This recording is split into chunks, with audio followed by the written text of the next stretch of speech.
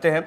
लेकिन एक चीज है काजोल, जैसा कि आपने कहा कि ये स्कूटी मिल रही है, लैपटॉप मिल रहा है, तो इसमें क्या है कि काजोल अगर एक क्लियर कट ऑफ शॉर्ट हम चीज देखते हैं, समझते हैं, अगर उसको समझे तो वो साफ है कि भूतकाल पर और भविष्य पर चुनाव लड़ना बहुत आसान है। आप भूतकाल को दिखाकर कुछ भी कर सकते हैं कि देखिए नेहरू जी क्या कर रहे थे उस वक्त, गांधी जी क्या कर रहे थे उस वक्त, और मुलायम सिंह यादव जी देखिए खुद ही ऐसे बताया जाता है, विजुअलाइजेशन ऐसे किया जाता है जैसा मुलायम सिंह यादव जी खुद ही खड़े होकर गोलियां चला रहे हो।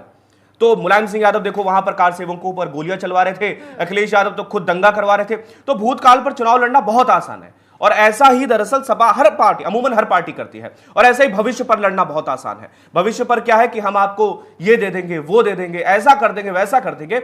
ऐसा लगता है कि एक सामान्य किसान भी बढ़िया सफेद सूट और बूट में खड़ा आपको दिखेगा, ऐसी भविष्य की बातें करती है। लेकिन चुनाव लड़ना कहां मुश्किल है? वर्तमान में। वर्तमान की स्थितियों पर चुनाव लड़ना बहुत मुश्किल है, लेकिन चुनाव दरअसल वर्तमान में है। तो इसको कैसे काउंटर करें? तो काउंटर करते हैं इसको झुंझुना लेकर। जैसे बच्चों को बचपन में टॉय पकड़ा देते थे, वैसे आजकल जनता को पकड़ाई जाती है। स्कूटी ले लो, लैपटॉप ले लो, सेल लगती है, और हर कोई। और ये फ्री बाई का जो सिलसिला शुरू हुआ, ये दरअसल दिल्ली से शुरू हुआ। जब अरविंद केजरीवाल साहब ने देना शुरू किया तो लोगों ने, बाकी अन्य पार्टियों ने देखा कि हाँ, इसका फायदा तो है, फायदा तो मिलता है, क्योंकि शॉर्ट मोमेंट के लिए, बिल्कुल 2 बार मिला है, और शॉर्ट मोमेंट के लिए ही सही, लेकिन लोग कहीं ना कहीं इसके आ जाते हैं, बहकावे में आ जाते हैं। और जब लोगों को, लड़कियों को लग रहा है, सबसे पहले तो प्रियंका गांधी आई थी इस चुनाव में कि आएंगे और गुलाबी स्कूटी बांटेंगी, तो लड़कियों को लगा कि ठीक है भाई, आएंगे तो गुलाबी स्कूटी मिलेगी। लेकिन हर पार्टी आजकल देख रहे हैं उसको बड़ा वो कर रही है, ओवरलैप कर रही है। अब बीजेपी कह रही है कि हम भी देंगे, सपा वाले तो पहले से कह रहे हैं हम लैपटॉप देंगे, अब बीजेपी भी कह रही है हम भी लैपटॉप देंगे।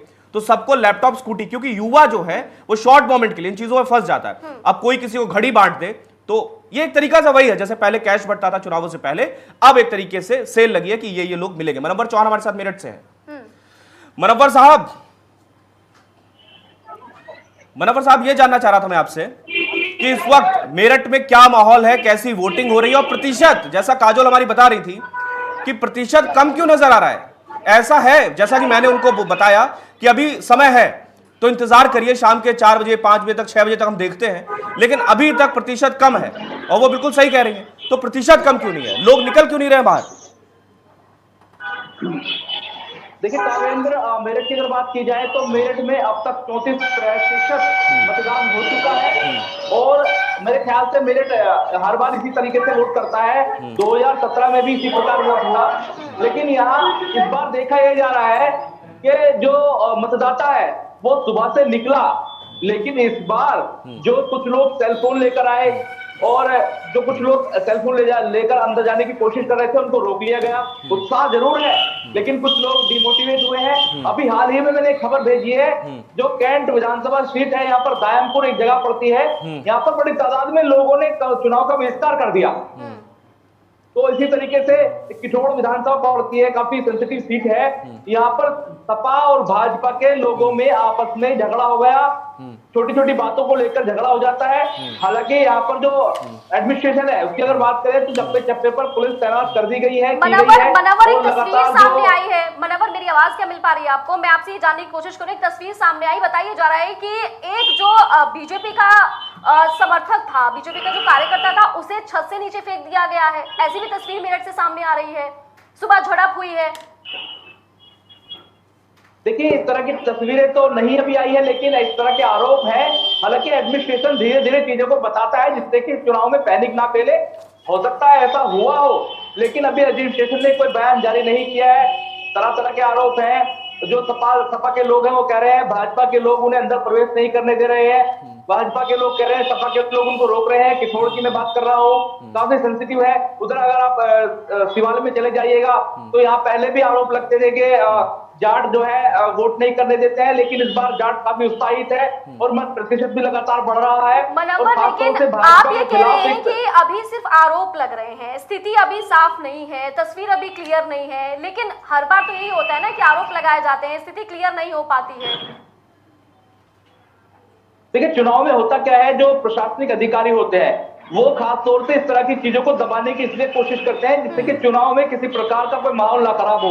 अगर आरोप ये लग जाए या ये बात साबित हो जाए कि भाजपा के किसी समर्थक को छत से फेंक दिया है और सपा या बसपा किसी ने फेंका है, तो हो सकता है इसको लेकर के मेरठ में एक ऐसा माहौल बन जाए, दंगे हो जाए, झगड़े हो जाए। बिल्कुल, जब तक स्थिति स्पष्ट नहीं हो जाती, हो सकता है ऐसी बात हुई हो, लेकिन वो दबाने की कोशिश नहीं करते हैं। मेरठ काफी सेंसिटिव है। मेरठ में पूर्व में देखा गया है, किशोर में देखा गया है, यहाँ पर पहले जो लोकदल के प्रत्याशी हुआ करते थे मतलूब गौड़, वो शाहिद मंजूर पूर्व कैबिनेट मंत्री के सामने चुनाव लड़े थे, लेकिन अब दोनों इकट्ठा हो गए।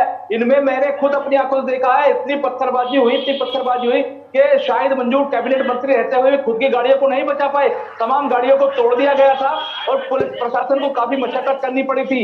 यानी कि यहाँ इतनी कोई बड़ी बात नहीं है, इस तरह की चीजें होना आम बात है। इसलिए प्रशासन यहाँ फूंक फूंक कर कदम रखता है, आईजी से लेकर एडीजी और तमाम लोग यहाँ पर ग्राउंड जीरो पर भाग रहे हैं, दौड़ रहे हैं और चीजों को दुरुस्त करने की कोशिश कर रहे हैं। हालांकि आईजी ने सुबह ही क्लियर कर दिया था, जो भी इस तरह की हरकत करेगा उसको नहीं बख्शा जाएगा, उनके खिलाफ कार्रवाई अमल में लाई जाएगी। गाजियाबाद में 11 लोगों के खिलाफ मुकदमा दर्ज कर लिया गया है, आईजी ने सुबह ही क्लियर कर दिया था। लेकिन इस बार अगर चुनाव की बात की जाए तो मेरठ काफी बेहतर तरीके से काम कर रहा है।